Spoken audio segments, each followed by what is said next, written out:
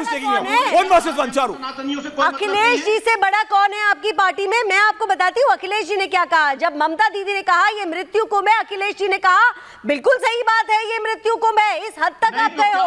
आपके official handle पर, Samajwadi party के ऑफिशियल सोशल मीडिया हैंडल्स पर आप जिस तरीके की बातें लिखते आए हो, महाकुंभ में जाने वाले लोग छपरी होते हैं, ये बातें आप करते हो और उन बातों को आपके सारे नेता, सारे प्रवक्ता रीट्वीट करते हो और आप कहते हो आप ये राजनीति नहीं करते।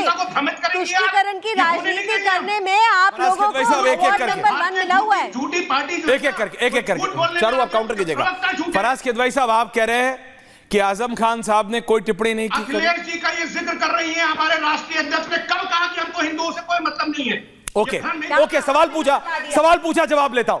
सवाल पूछा, अब आप प्लीज शांत रहिएगा 30 सेकंड के लिए। सरवर साहब आ रहा हूं। चारू जी, प्रूव योर पॉइंट। देखिए, बहुत सारे आपको उदाहरण देते 30 सेकंड दीजिएगा किदवई साहब, और ये कोई हल्के में लेने वाली बात नहीं है। अगर हमारे देश में इस तरीके के नेता होंगे कि हमारी आस्था को कीचड़ में मिलाते रहेंगे तो हम क्यों नहीं आवाज उठाएंगे।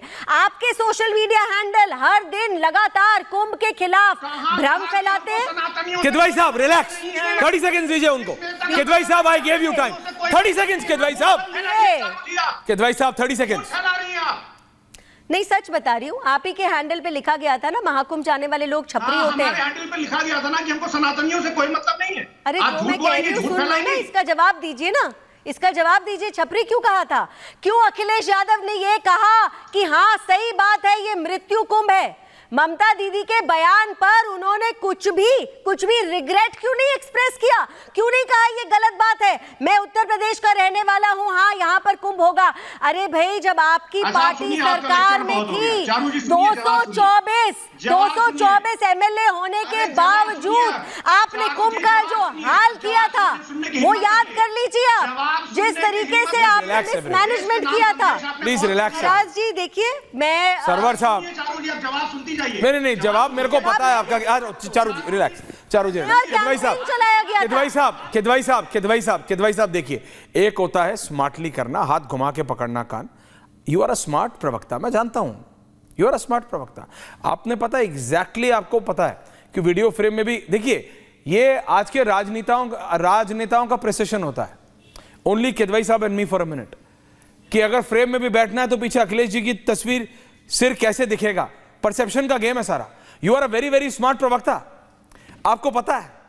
लेकिन आपको यह भी पता है कि आपकी पार्टी हमेशा से MY कॉम्बिनेशन पे ही चली है, दैट इज मुस्लिम यादव। आप उसका नाम चेंज कर लीजिए, PDA कर लीजिए, कल को जो आपका मानो वो आप कर लीजिए, लेकिन आपका कोर वही है।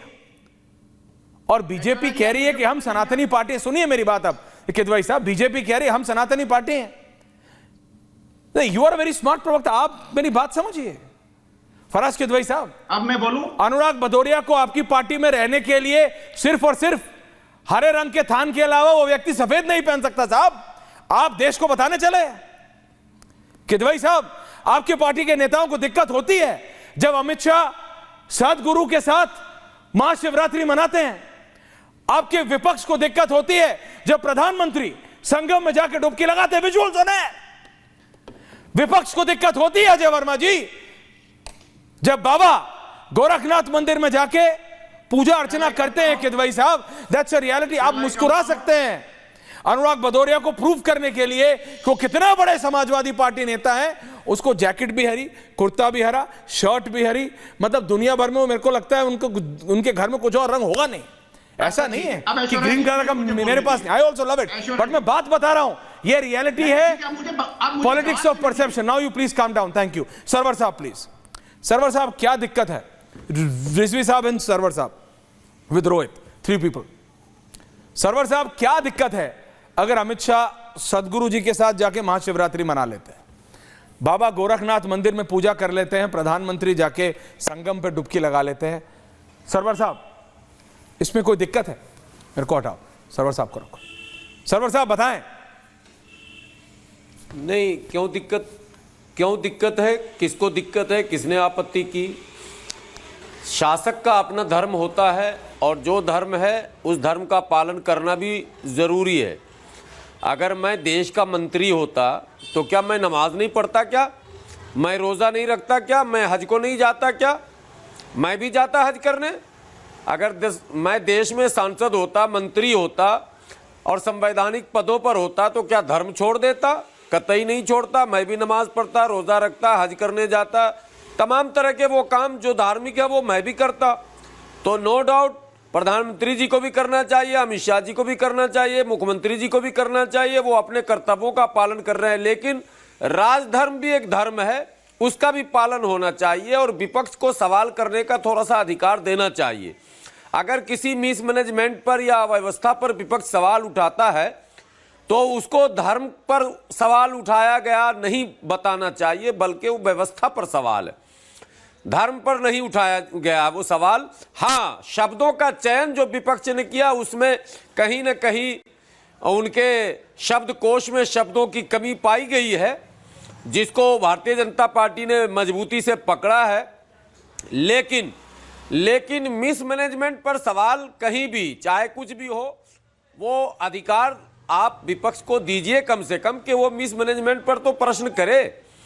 रही बात प्रधानमंत्री जी का डुबकी लगाना, गृह मंत्री जी का डुबकी लगाना, मुख्यमंत्री जी का डुबकी लगाना, वो उनका धार्मिक कर्तव्य है और अपने जनता के दुख सुख में उनके साथ खड़े होना और सबको न्याय देना ये उनका प्रशासनिक कर्तव्य है, उनका संवैधानिक कर्तव्य है। तो सारे कर्तव्य अलग अलग होते हैं। पारिवारिक कर्तव्य होता है, सांस्कृतिक कर्तव्य होता है, सामाजिक कर्तव्य होता है, संवैधानिक कर्तव्य होता है और धार्मिक कर्तव्य होता है। तो कोई प्रतिबंध नहीं लगा सकता, आपत्ति नहीं कर सकता कि प्रधानमंत्री डुबकी क्यों लगाएंगे, क्यों नहीं लगाएंगे। वो हिंदू धर्म पर उनकी आस्था है तो वो बिल्कुल संगम जाएंगे, वो कुंभ में स्नान करेंगे, ये उनका संवैधानिक अधिकार है। और मैं तो खुले मन से कह रहा हूं कि कोई भी मुसलमान है, अगर वो नेता है, मंत्री है और विधायक है, सांसद है, या मैं कहता हूं कि वो कलेक्टर, IAS IPS है या जज क्यों नहीं है, धर्म को प्रैक्टिस करने का तो राइट है ना उनको भाई।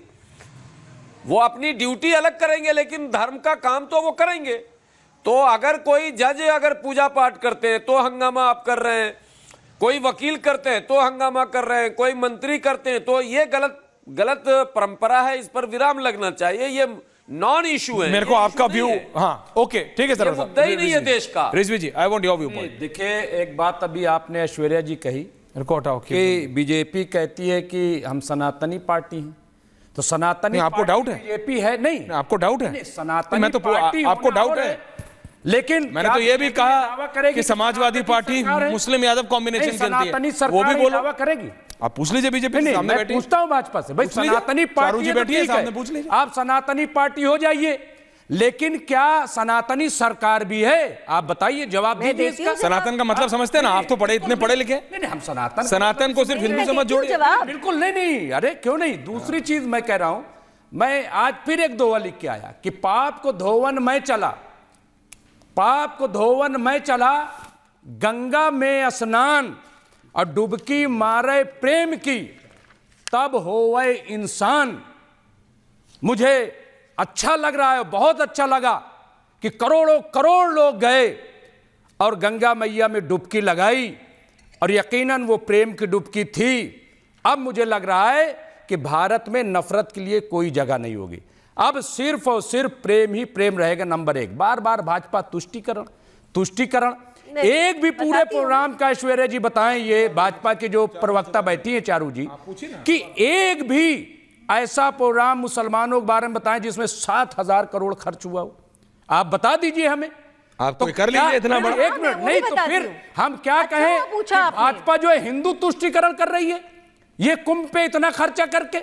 और जो गुलाम सरवर जी बार बार कह रहे हैं सरवर साहब को जाने की क्यों, वो अच्छा है जाने पे क्यों, सवाल उनके जाने पे नहीं है, सवाल ये है, नहीं एक मिनट, मैं ये कह रहा हूं कि जाने पे, पूजा पाठ पे कोई सवाल नहीं उठा रहा है। आप कह क्या रहे हैं? लेकिन आप सियासत कर रहे हैं। हज पर कोई सवाल उठाता है क्या? नहीं, हज सब्सिडी के ऊपर, अरे कौन हज पे जा रहा है, बोल क्या रहे हैं और कैसे जा रहा है? जवाब देना चाहते हैं। ओके, तरह से पूरा लाव लश्कर हाँ, और हर चीज को रोक दिया जाता है, रास्ता रोक दिया जाता है, भगदड़ हो गई वहां पे। हाँ, आप देखिए कोई इसको बोलने के लिए तैयार नहीं है, और जो सवाल उठा रहे हैं एक एक करके प्लीज। क्या क्या करें, पहले तो आजम खान